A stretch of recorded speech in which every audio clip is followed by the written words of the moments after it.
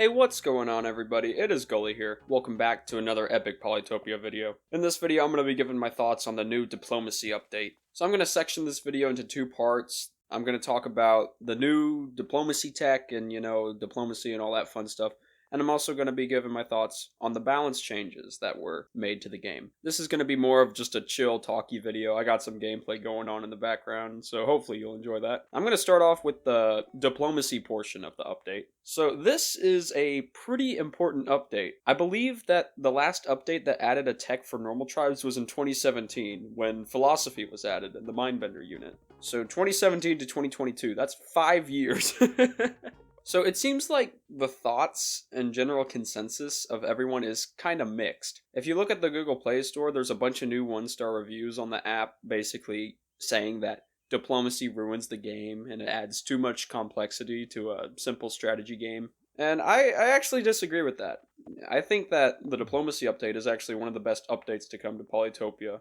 To me, diplomacy is a fundamental part of any strategy wargame, and now that Polytopia has it, it feels much more fleshed out. I really wouldn't say that diplomacy is too complex at all. Like, you either form an alliance with someone or you don't, and you kill them. And I mean, you can put embassies in someone's capital. That'll make it easier to get an ally, and they'll earn you some extra income. Like, it's really not something to scratch your head at. There's 2 new units, there's Cloaks and Daggers, and I mean, that's really all that changes on like a fundamental gameplay level. You can have allies now, and you can train these units. It's like, okay. So no, I wouldn't say it's a very complex update. I think that diplomacy is going to make team games with your allies a lot more interesting, but I don't think it's going to change much for like 1v1s.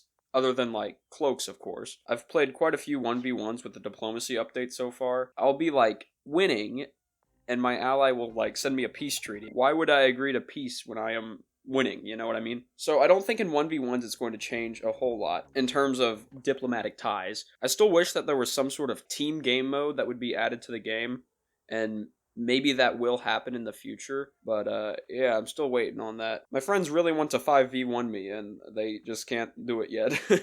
I also want to go ahead and touch on Cloaks and Daggers a little bit. I believe that these 2 units have been the most controversial part of the update. Again, if we go back to the Google Play reviews, there's people saying things like, Cloaks ruin the game, or Daggers are too strong.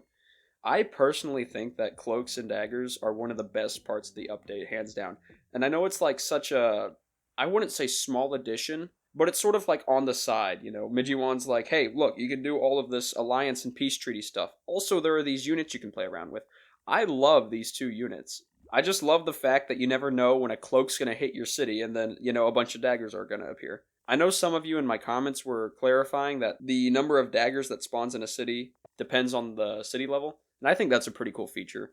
And yeah, I just love the fact that you never know when a cloak is going to slide in and bop your city, because it creates sort of like a tension in the game.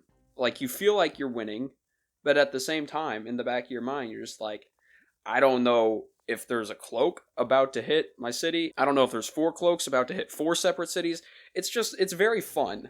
It also makes mindbenders more useful because, they can detect nearby cloaks. But yeah, basically, in terms of the diplomacy tech and all the stuff it adds and the strategy tech, I love it. I think it's great. Again, it's going to make team games a lot more interesting. I'm not sure if it's going to change a lot for 1v1s, other than using cloaks, of course. But yeah, very cool. I love it. One of the best updates added to the game ever, in my opinion. I also want to go ahead and touch on the balance changes that were made in this update, because I think they do hold very important ramifications for the game and the meta and all that fun stuff. So, most important thing, Clear Forest was moved back to Forestry, and it creates a 1-star reward instead of 2. I think this was definitely a change that was needed. If you weren't aware, basically, Clear Forest started in the Forestry tech, I believe, and you could chop a forest and get 2 stars.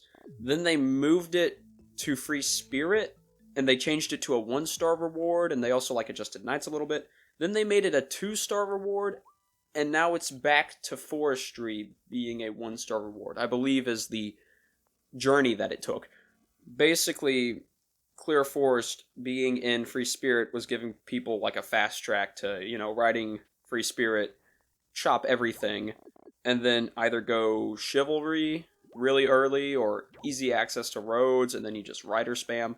It was creating a very chop-based meta, and it was basically dominating every other strategy on, normal-sized maps or large-sized maps with a lot of land. Knights got a bit of a nerf. They reduced their HP from 15 to 10, but their price was also reduced to 8 stars instead of 10.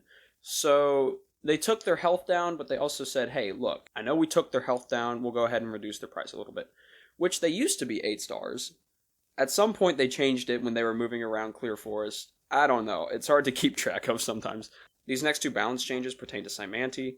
The Kiton HP was reduced to 15, I believe it used to be 20, which, yeah, that did seem a bit excessive. I mean, those guys were pretty tanky. And Algae also is back to providing one population, which I think is fair for Symanti. I mean, they can't build ports, and I mean, for 5 stars, one population, I think that's fair. And in the changelog, it also says that they improved the bots. I would have to agree with that. I do think the bots are playing differently. I think they're playing smarter. I think they're playing better.